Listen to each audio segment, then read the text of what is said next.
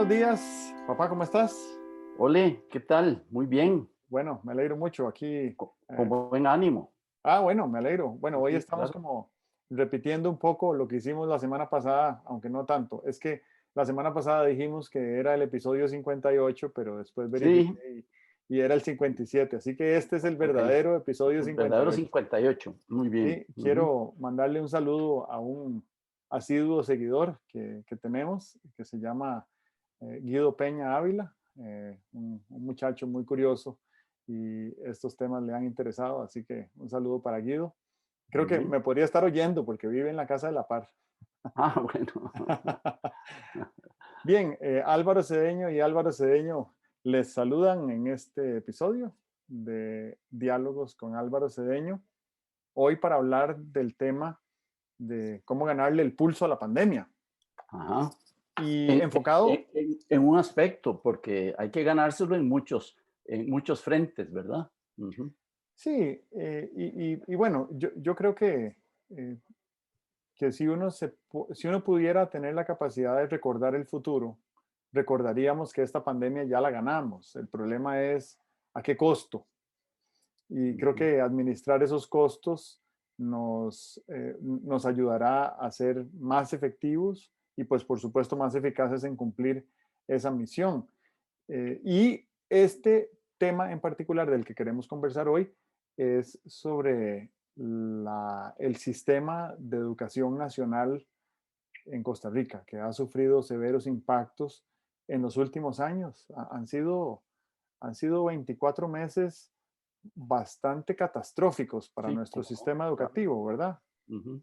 Y además empezó la catástrofe desde antes de que empezara la pandemia. Claro. Y mientras tanto, las exigencias del futuro continúan Ujú. creciendo y quizás que esta crisis sanitaria ha acelerado algunas de esas exigencias futuras. Y pues además vemos que hay otros países que son un buen modelo a seguir, continúan mejorando y haciendo las cosas de manera más orientada hacia esas necesidades futuras. Entonces nos formulamos las siguientes preguntas para orientar nuestro diálogo. ¿Cuáles palancas podríamos mover para dar un salto de rana, un salto cualitativo en la calidad de la educación? ¿Y qué va a ocurrir si seguimos mirando a la educación con criterios de siglo XIX? Y creo que aquí, con estas provocaciones, em, yo agregaría dos cositas. La primera es que si nosotros creemos que nuestro sistema educativo tiene visos de siglo XIX, pues probablemente también los tiene de siglo XVIII. Ajá, Y ajá. entonces, pues no quieren decir que por el simple hecho de estar en el siglo XXI algo haya que cambiar, porque si funcionaba bien, ¿por Sí, qué lo vamos a cambiar?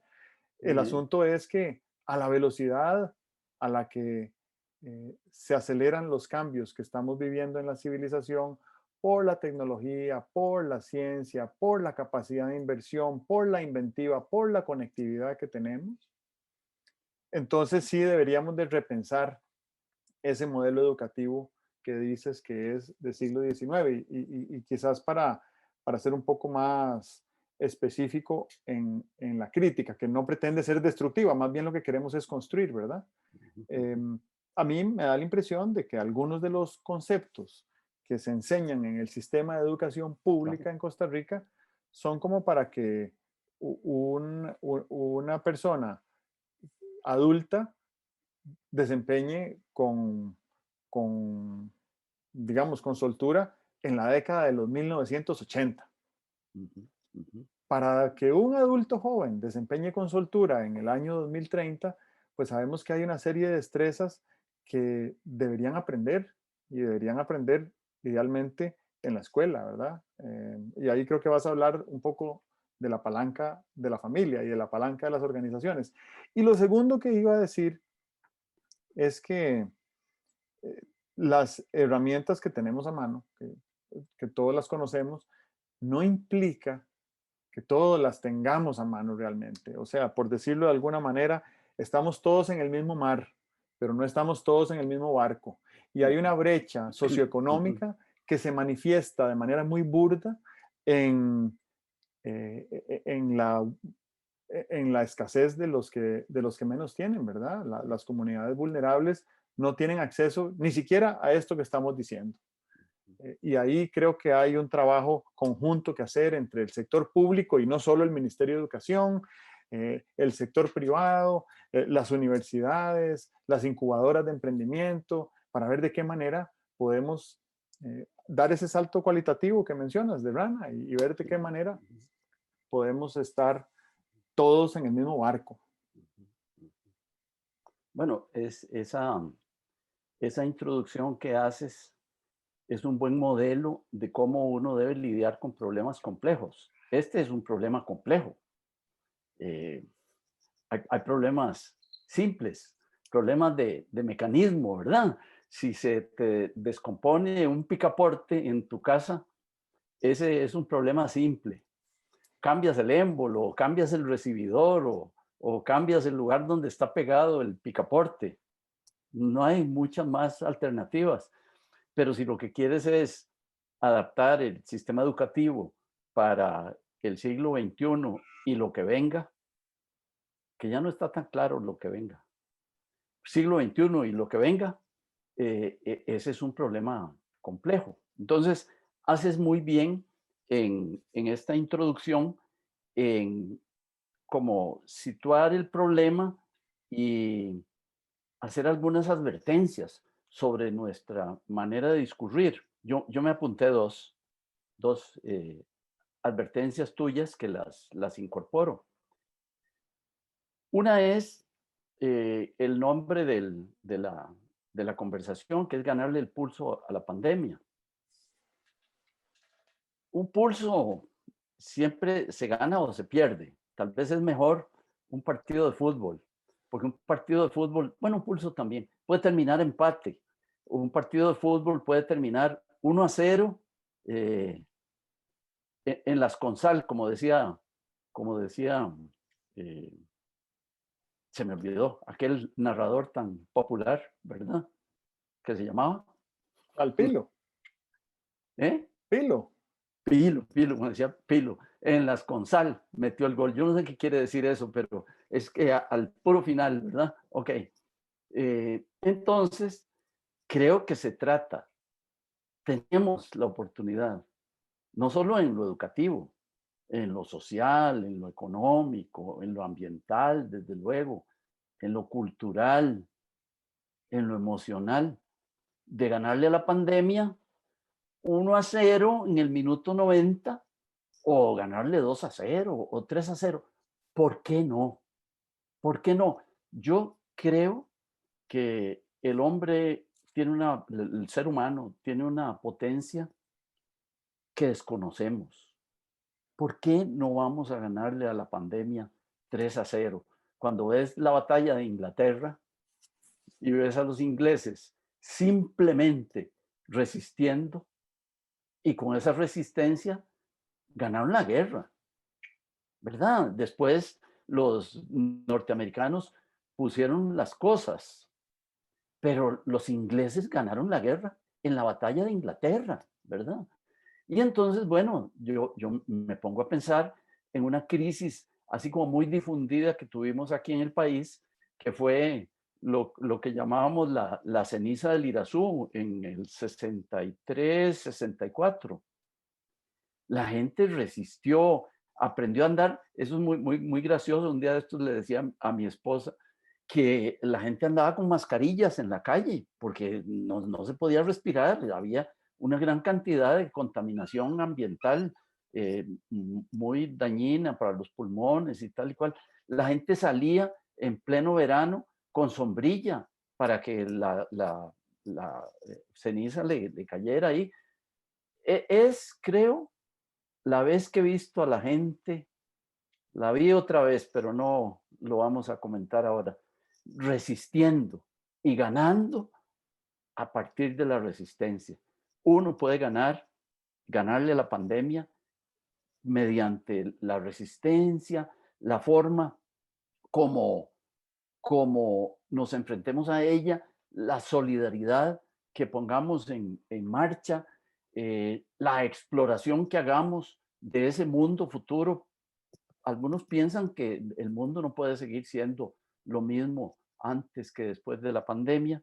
Y entonces, eso de ganarle el pulso es como una invitación a que le ganemos no de cualquier manera, sino como decíamos antes en fútbol, a que le ganemos por tandeada. Costa Rica puede ganarle por tandeada a la pandemia, ¿verdad? Ok. La otra cosa, otra calificación que hacías es sobre la educación del siglo XIX. La educación formal siempre es conservadora. Ujú. La educación formal siempre es conservadora. Aquí no está en el artículo del lunes pasado, pero valdría la pena esclarecerlo. La educación tiene que ser conservadora en una parte de lo que transmite y tiene que ser muy revolucionaria en otra parte de lo que transmite. Por ejemplo, a nadie se le ocurriría, no sé, estar enseñando teneduría de libros, ¿verdad? La teneduría de libros quedó archivada, yo creo que cuando se inventó el Excel, y desde luego quedará archivada, es de las oficios más amenazados, ¿verdad? Porque se puede hacer con máquinas que ni siquiera sean máquinas inteligentes, con máquinas medio inteligentes. Ya se podría hacer la teneduría de libros. O sea, en eso no seamos conservadores, ¿verdad? En eso tenemos que ser audaces. Hay que enseñar inglés, claro, había que enseñar inglés desde hace 40, 50 años. Hay que enseñar mandarín. A mí me parece que hay que enseñar mandarín, ¿verdad? Y a mí me parece que hay que enseñar lo que va a sustituir a la programación, porque la programación no va a seguir siendo el coto cerrado de los programadores, sino que habrá una apertura de la programación para que todo el mundo se meta a programar, ¿verdad? Bueno, de esto no sé mucho.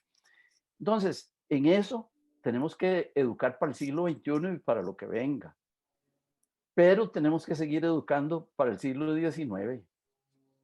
Tenemos que seguir hablando de ética, tenemos que seguir hablando de civismo, tenemos que seguir hablando de solidaridad y esas son cosas que no pasan con el tiempo. Posiblemente haya que ajustar eh, la solidaridad a los nuevos esquemas, ¿verdad?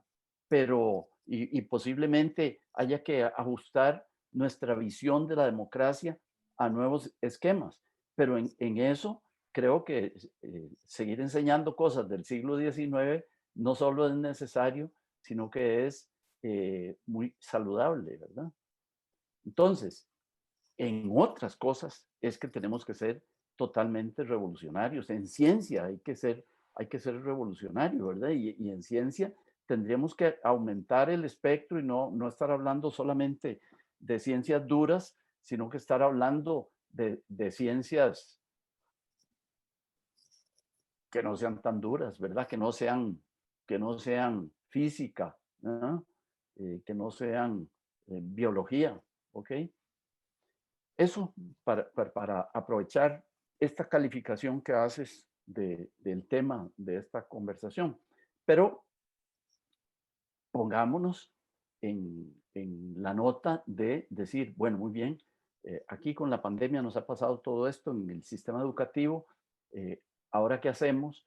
Yo pienso que un error sería seguir empujando en la misma dirección que hemos empujado, poniendo más factores de los que siempre hemos puesto. Siempre hemos tenido unos educadores con una capacitación, con una infraestructura, con unos programas, con unas tecnologías, ¿verdad? Unas tecnologías.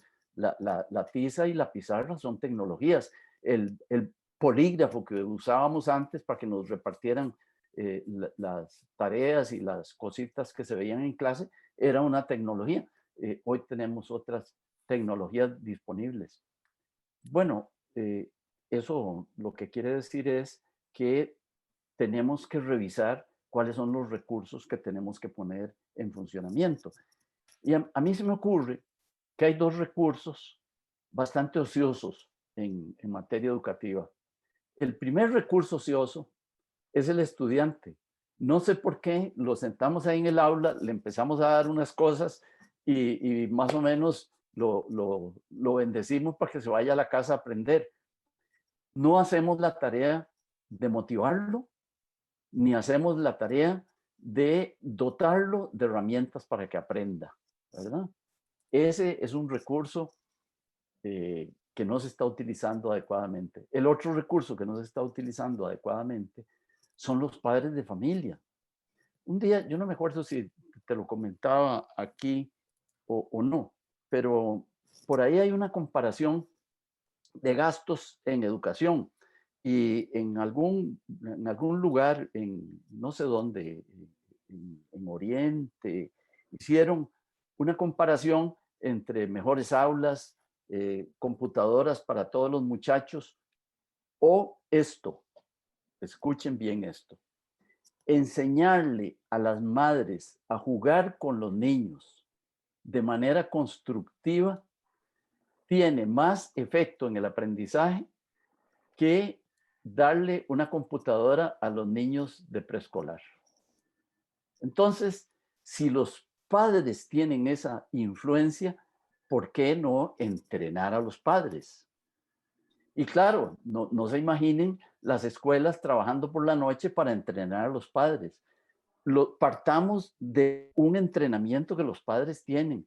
Tienen buen juicio, tienen habilidades, tienen capacidad para resolver problemas, tienen capacidad para tomar decisiones, tienen capacidad para ejercer la prudencia y tal. Eso porque lo han aprendido a lo largo del tiempo. Bueno, si tomamos todo ese acervo que los padres tienen y de alguna manera lo vehiculizamos a través de algún medio muy sencillo de operar y tal y cual, los padres podrían ser una influencia importante en que los niños se motivaran, tuvieran destrezas para aprender y resolvieran algunos de los obstáculos que tienen para hacer sus deberes de educación formal. Eso es. ¿Cuánto es 17 más 14? 31. Ok. Bueno, claramente respondiste de memoria. Em, a mí me parece que hay algunas cosas que se aprenden por repetición Sí. y otras que se aprenden por experiencia. Y entonces para las que se aprenden por repetición, lo que requieren son estímulos. Pueden ser estímulos internos, pero por lo general el sistema está construido en torno a estímulos externos. La instrucción del aula, de la maestra, del profesor, de los padres, de los hermanos, generan estímulos. Y las otras son herramientas de aprendizaje que nos permiten sacarle provecho educativo a las experiencias. Es que todo es una Claro, experiencia. claro. Hasta dormir es una experiencia, ¿verdad? Hasta soñar es una experiencia. Sin duda. ¿Y Sin cuáles son duda. las herramientas que disponemos para aprender y sacarle provecho a todas las experiencias? Ajá. Eh, Me devuelvo porque dijiste un montón de cosas riquísimas. Lo primero es el tema de la resistencia. Y creí que ibas a mencionar en algún momento cómo fue que le ganamos a Escocia en el Mundial de Italia 90, ¿verdad? Y ahí hasta creo que hubo alguna intervención religiosa, tal vez. Pero Jorge Luis Pinto, que fue el técnico de Costa Rica en el Mundial de Brasil en el 2014, muy exitoso, no en sus formas, pero sí en sus resultados, decía, le reclamaban a él aquí los comentaristas, todos estos críticos del fútbol que son expertos en televisión, le decían, es que su sistema de fútbol es muy defensivo. Y él decía, ¿de qué me sirve meter 3 goles si me meten 4? Y después de haberle escuchado eso, años después, leí un libro que se llama El juego de los números. Y es un libro sobre cómo los números tienen muchísimo que ver en el fútbol y en el béisbol y en todos los deportes, ¿verdad? Ujú.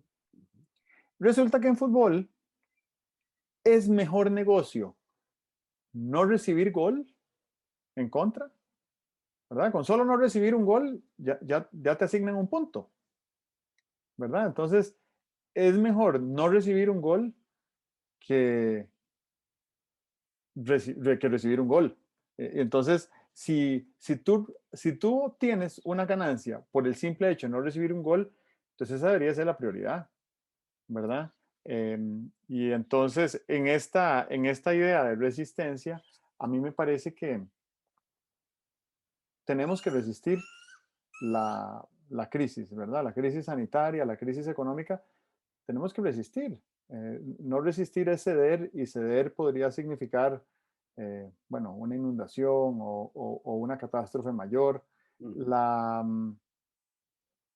La, la resistencia sanitaria yo creo que es individual, y obviamente lo que nos falló en estos últimos 2 meses desde el 1 de marzo ha sido la capacidad de resistencia individual. Em, Colectivamente siento que lo que deberíamos hacer es transformar la energía del conflicto. ¿Cuál es el conflicto? Hay una incompatibilidad entre nuestro deseo de movilizarnos y de relacionarnos con otros y de hacer nuestra vida normal con la libertad de antes versus el grado de contagio y el grado de mortalidad que tiene este virus.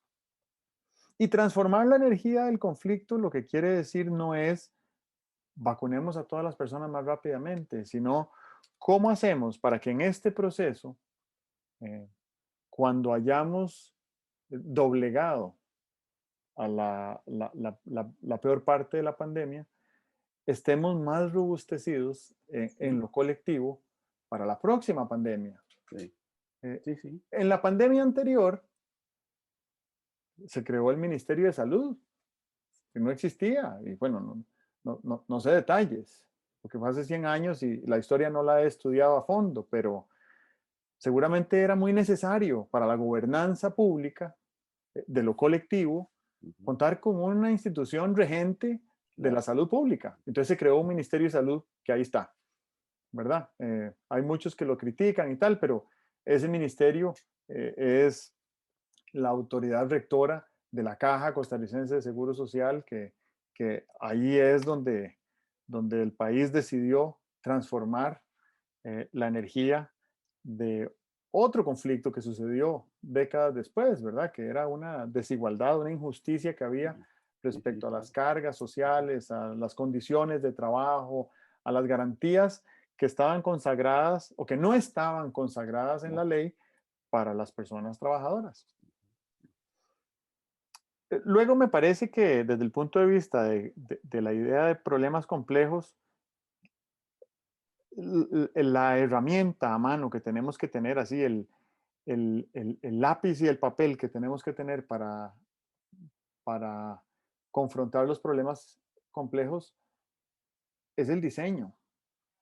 Los problemas complejos requieren intervenciones de diseño en múltiples lugares, pero no quiere decir que tengamos que rediseñarlo todo. Puede ser que identifiquemos algunos puntos acupunturales donde con una, con una pequeña, con un pequeño ajuste, con un pequeño esfuerzo, con una palanquita que movamos, se desencadena una transformación, se desbloquea un cuello de botella, ujú, ujú, ¿verdad? Se ujú. corrige un incentivo perverso Sí, con un pequeño giro de esas palancas, pero con criterio de diseño. Y es sí. cómo nos imaginamos que sería esto funcionando mejor. Ujú. Luego, eh,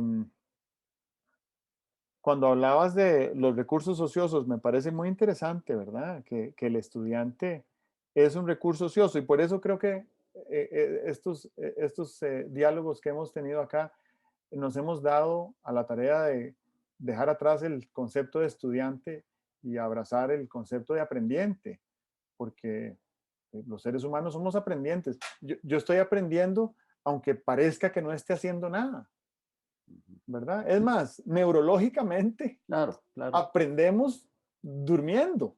Sí. Ujú. Entonces, aprendientes. Y son recursos ociosos desde el punto de vista de los estímulos externos que les Correcto. podríamos dar. Pero si les diéramos a los aprendientes, yo no sé, estoy pensando en mis hijas, pero a los 8 años les das un conjunto de herramientas aptas para su edad que las van a acompañar para el resto de su vida en su capacidad de extraerle valor a las experiencias que van a vivir. Hagan lo que hagan, ¿verdad?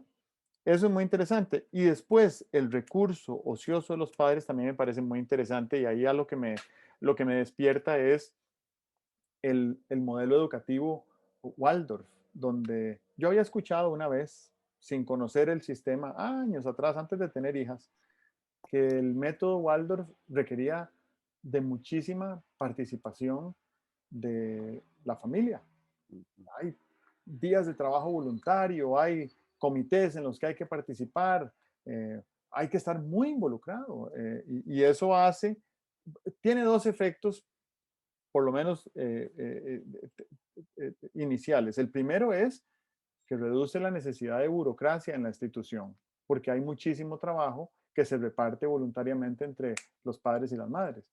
Y el segundo efecto es que los padres nos convertimos en palancas educativas para nuestras hijas en función a los valores que busca transmitir la escuela, que en el caso de la educación Waldorf es relativamente sencillo. Lo que quiere es que los aprendientes sean mejores agentes para la edificación de la comunidad.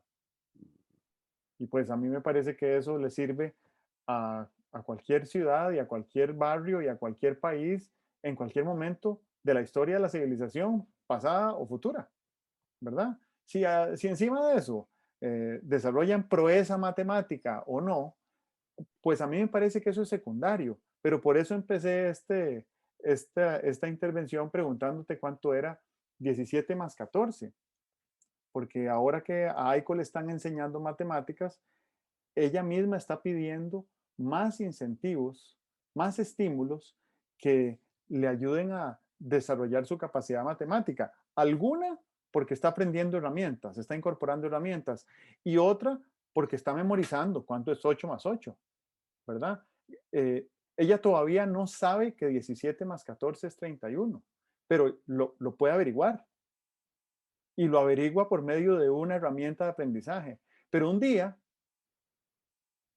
va a saber que 17 más 14 es 31. Entonces, no va a necesitar emplear eh, capacidad de procesamiento de datos en averiguarlo, lo vas a ver, ¿verdad? Igual que a mí me parece interesante lo siguiente, las tablas de multiplicar. Eh, a mí me enseñaron las tablas de multiplicar hasta el 10. Y en la India y en Pakistán les enseñan las tablas de multiplicar hasta el 25. Y el nivel de esfuerzo que hay que hacer para aprenderse las tablas del 11 al 25 es marginal, pero lo que te desarrolla en capacidad de memoria para procesamiento de datos el resto de tu vida es incalculable, ¿verdad? Entonces creo que hay algunas cosillas que podríamos adaptar. Eso es un punto de acupuntura, es un punto álgido para la acupuntura, ¿verdad? En la enseñanza de las matemáticas. ¿Por qué solo enseñamos las tablas hasta el 10? Si es que se enseñan todavía, yo la verdad es que no sé, Ujú, ujú. ¿verdad? Esa, esa idea de activar a los padres puede parecer complicada, ¿verdad? Puede parecer complicada porque alguien podría pensar, bueno, ¿de qué se trata? De que cuando los chicos llegan a la casa, los papás trabajen con ellos 2 horas. No, no, no se trata de eso. Se trata de señalarle a los padres cuáles son cosas que a los chicos les pueden resultar de muchísima utilidad y que simplemente formen parte del pensamiento cotidiano de la casa, ¿verdad? Eh, no sé, me parece que hay una serie como de reglas, hay una serie de proverbios, ¿verdad? Que de una cierta manera son reglas que son útiles, que antes existían, y los padres y los hijos se los intercambiaban y eso creaba una cierta base de conocimiento. Entonces, no se trata de los padres ahí con una pizarra enseñándole a los hijos una lección después de que regresen de clases. Se trata de tomar algunas cosas y irlas convirtiendo en conocimientos comunes, ¿verdad? Por ejemplo, ¿por qué hay que esperarse a que un niño esté no sé dónde, en qué grado, para que sepa que en cada hoja de la que ven en la calle hay un laboratorio? Para que entienda, entender es mucho, mucho, que sepa que ahí ocurre un fenómeno que se llama fotosíntesis, que ha estado ocurriendo por millones de años, que por cierto no ocurría al principio de todo, pero según la evolución hubo unos seres vivos que fueron evolucionando para poder hacer fotosíntesis.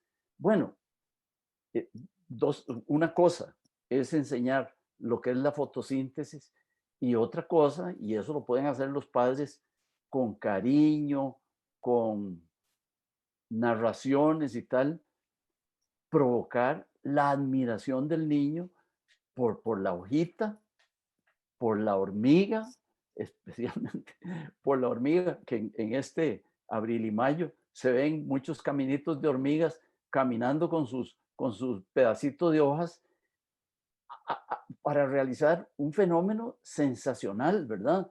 Podría ser que los monjes aprendieron a hacer vino viendo a las hormigas llevarse a la hojita a fermentarse por allá para que después diera lugar a otros organismos que alimentan a las hormigas.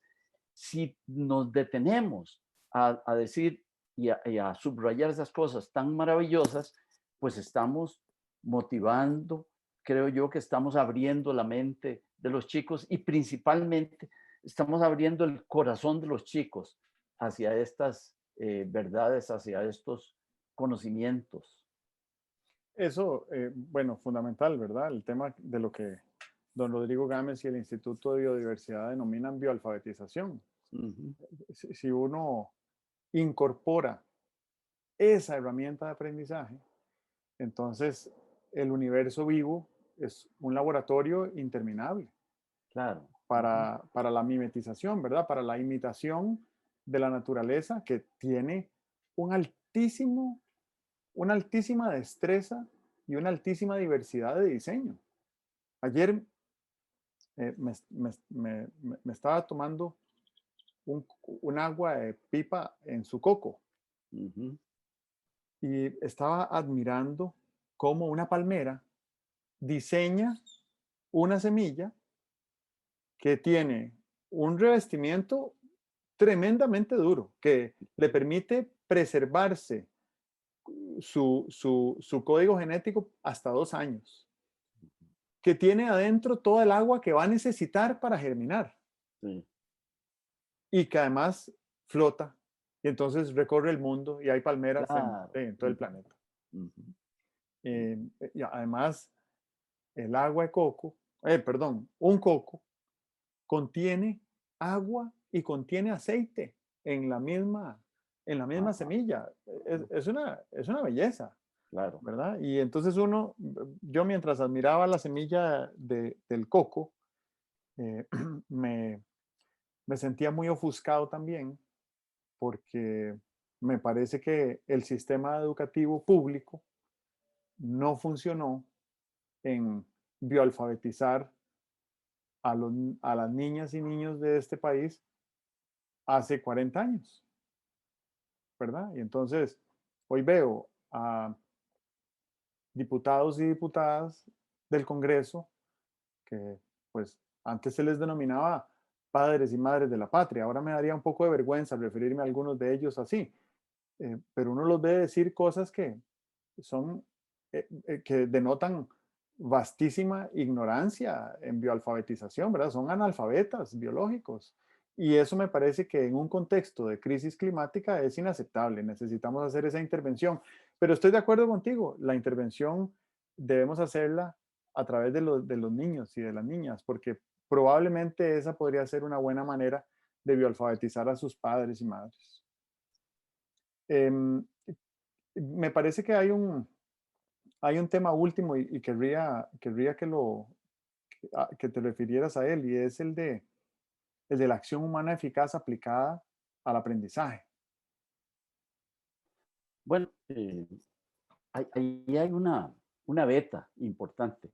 Mira, en las empresas, haya o no haya capacitación formal, estar en una empresa va provocando que pienses en términos de eficiencia y en términos de eficacia. Tal vez no sabes la definición, pero en la empresa de lo que se trata es de ser eficientes, de ser eficaces. En las operaciones de la empresa se sabe cuáles cosas son eficaces y eficientes, ¿verdad? De manera que cualquiera que tenga un trabajo tiene ahí un ABC de toma de decisiones, resolución de problemas, búsqueda de mejores caminos. Imagínate que pudiéramos tomar a esas personas y de una cierta manera darles un silabario muy elemental de esos tres asuntos: toma de decisiones, resolución de problemas, búsqueda de mejores caminos. Y que este silabario fuera el que les va a servir a ellos para llevar esa semilla que nació en la empresa, se la llevan para la casa, le ayudan a los hijos para que se den cuenta de que un problema no es una desgracia, de que cuando te ponen un problema, lo que te están poniendo es un reto y que uno tiene la posibilidad de decir, hombre, un reto, venga, esto es igual que cuando me retan a jugar fútbol o me retan a jugar no sé qué. Que tengan una actitud de reto ante los problemas, que sepan que los problemas no encuentran la solución dentro de nuestra cabeza. Uno no se puede poner a decir cómo resolver este problema, sino que va a las cosas, a ver cuáles son los hechos que se relacionan con el problema, y es de ahí de donde tiene que salir una solución. Que las soluciones no están guardadas en un estante, sino que hay que crearlas.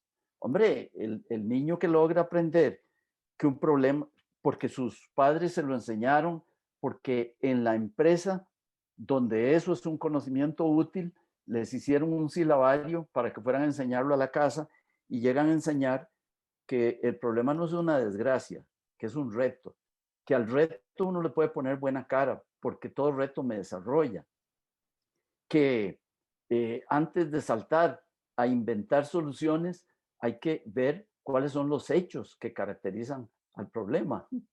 Y finalmente, que una vez que tengo todos los hechos, debo empezar a no a tratar de buscar en un anaquel las soluciones, sino a crearlas, que la mente humana está diseñada para crear, para inventar, para encontrar caminos nuevos.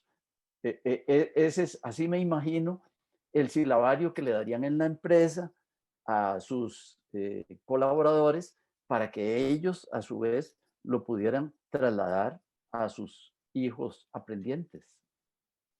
Ok, me parece muy bien. Creo que se nos acabó el tiempo. Me sorprende. Estoy tratando de calcular y creo que ya pasó más de media hora.